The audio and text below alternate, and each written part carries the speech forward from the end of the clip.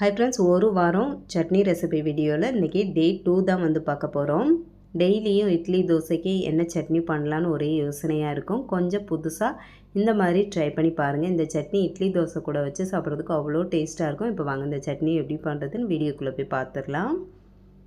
கடாயில் வந்து 2 ஸ்பூன் போல் எண்ணெய் சேர்த்துருக்கேன். எண்ணெய் நல்லா சூடானதும் 1.5 ஸ்பூன் அளவு உளுந்து சேர்த்துக்கிறேன். நான் வந்து உடச்ச உளுந்து தான் சேர்த்துருக்கேன். உங்கள்கிட்ட முழு உளுந்து இருந்துச்சுன்னா கூட சேர்த்துக்கோங்க. உளுந்தோட கலர் வந்து நல்லா மாறணும். அடுப்பை வந்து சிம்மில் வச்சுட்டே நல்லா வறுத்து எடுத்துக்கலாம்.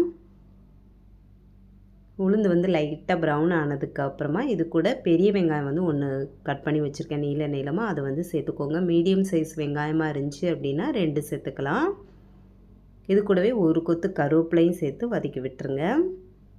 காரத்துக்கு வந்து 2 காஞ்ச மிளகாய் சேர்த்துருக்கேன். இது வந்து நல்ல காரமாக இருக்கும், அதனால் 2 மட்டும் சேர்த்துருக்கேன். உங்கள் காரத்துக்கு ஏற்றாப்புல கூட்டி குறைச்சி சேர்த்துக்கலாம்.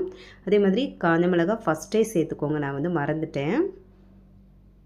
இப்போ வந்து வெங்காயத்தோட கலர் வந்து நல்லா மாறணும். அப்போ தான் இந்த சட்னி வந்து நல்லா டேஸ்ட்டாக இருக்கும். இந்த அளவுக்கு வெங்காயம் நல்லா வதங்கினதுக்கு அப்புறமா அடுப்பை ஆஃப் பண்ணிவிட்டு அந்த சூட்லேயே வந்து 2 டேபிள் ஸ்பூன் அளவு தேங்காய் சேர்த்துட்டு நல்லா கலந்து விட்டுட்டு கடைசியாக வந்து கரைச்சி வச்சுருக்க புளி வந்து 2 ஸ்பூன் சேர்த்துருக்கேன்.